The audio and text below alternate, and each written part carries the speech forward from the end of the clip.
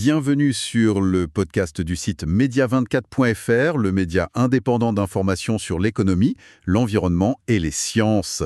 Je suis votre journaliste et animateur pour cette discussion. Et je suis l'invité du jour, spécialiste des sciences pour media24.fr et prête à explorer cette technologie avec vous. Aujourd'hui, on va parler d'une innovation qui nous vient de Taïwan. Une équipe de chercheurs là-bas a mis au point un système pour convertir les vibrations qu'on trouve un peu partout. Oui, le bruit de la circulation, les pas dans la rue. Exactement, tout ça en électricité. On se base sur un article qui détaille cette avancée. L'idée, c'est de comprendre un peu comment ça marche et à quoi ça pourrait servir. Tout à fait. C'est vrai que ces vibrations sous nos pieds, dans les bâtiments, les ponts, c'est une source d'énergie potentielle qu'on ignore souvent. Et pour capter cette énergie, le principe de base, si j'ai bien compris, c'est la piézoélectricité. C'est ça. C'est ça, oui, le principe fondamental. Pour faire simple, certains matériaux, comme le PVDF qu'ils utilisent ici, C'est quoi le PVDF? Un plastique. oui, un polymère en fait, flexible, résistant. Quand on le déforme mécaniquement, en le pressant, en le tordant, eh bien, il génère une petite tension électrique. L'article prend l'image d'une règle en plastique qui chargerait un téléphone si on la tordait. Bon, l'idée est là. D'accord. Mais l'article soulève un point faible des systèmes piezo classiques. Ils sont super performants, mais seulement une fréquence de vibration bien précise, si ça change. Ils deviennent beaucoup moins efficaces, c'est vrai. Optimisés pour une seule fréquence, c'était, disons, la voie la plus directe, au début en labo. Mais le monde réel, lui, il vibre pas de façon constante. Justement. Et c'est là que l'équipe de l'Université nationale de Taïwan, menée par le professeur Wei Jun-Su, innove. Ils ont conçu ce qu'ils appellent un moissonneur de vibrations, qui, lui, peut s'adapter. Ah, et comment il fait ça? L'article parle d'une membrane fine en PVDF tendue, un peu comme une peau de tambour. C'est le mode étiré. Oui, exactement. Cette membrane tendue, c'est une des clés.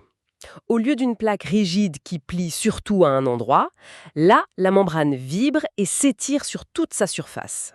Imaginez un petit trampoline. D'accord, je vois. Du coup, ça sollicite beaucoup plus de matière piézoélectrique en même temps. Ça augmente déjà la production d'énergie sur une gamme de fréquences un peu plus large. D'accord, mais vous parliez d'adaptation. C'est quoi le mécanisme d'auto-ajustement? Il y a un petit poids, une petite masse, qui peut glisser sur la structure qui vibre. Ok. Quand les vibrations deviennent plus fortes, plus amples, eh bien le poids, par inertie, il glisse vers l'extérieur, comme nous dans une voiture qui tourne. Oui, on est projeté sur le côté. Voilà. Et en ajoutant cette masse sur les bords, ça ralentit la vibration naturelle du système. Ça abaisse sa fréquence de résonance, sa cadence préférée si vous voulez, pour mieux correspondre aux vibrations ambiantes qui sont devenues plus lentes et fortes. Et si les vibrations faiblissent? Le poids revient vers le centre, et hop, le système retrouve une fréquence naturelle plus élevée, adaptée aux vibrations plus faibles et rapides. Et tout ça sans électronique, sans moteur, ça se fait tout seul, en temps réel. Tout à fait, c'est une sorte de régulation mécanique automatique. Le système s'accorde tout seul à la musique des vibrations. C'est ça qui le rend potentiellement bien plus efficace dehors, dans la vraie vie. C'est assez élégant comme solution. Et les résultats des tests, ils disent quoi? L'article mentionne presque 29 volts pour un prototype. Petit, taille d'un galet. Oui, 29 volts, c'est pas mal pour cette taille. Mais ce qui est peut-être plus significatif, c'est que ce système a produit presque le double d'énergie par rapport à un dispositif classique non adaptatif. Ah oui, quand même. Et surtout, il l'a fait sur une plage de fréquence qui était elle aussi doublée. Donc il marche bien, plus longtemps, même quand ça change. Et il arrive à passer de vibrations faibles à fortes sans perdre son efficacité, c'est ça. Précisément, c'est cette adaptabilité qui est intéressante pour les applications réelles. En ville, les vibrations du trafic, du vent, des gens qui marchent, ça change tout le temps, en force, en rythme. Oui, c'est jamais constant. Un système rigide, classique, serait souvent à côté de la plaque, si j'ose dire. Celui-ci, il reste accordé, il continue de produire de l'énergie de façon plus stable. C'est pas juste plus d'énergie, c'est une énergie plus fiable dans un environnement changeant. Alors, les applications envisagées par les chercheurs, c'est quoi? L'objectif principal, c'est d'alimenter des petits appareils sans maintenance. Fini les piles à changer. Ah, ça c'est intéressant. Pensez à des capteurs, température, qualité de l'air, vibration d'un pont, placés dans des endroits où c'est compliqué d'aller changer une batterie. Sous une route, dans un mur. Ou sur soi.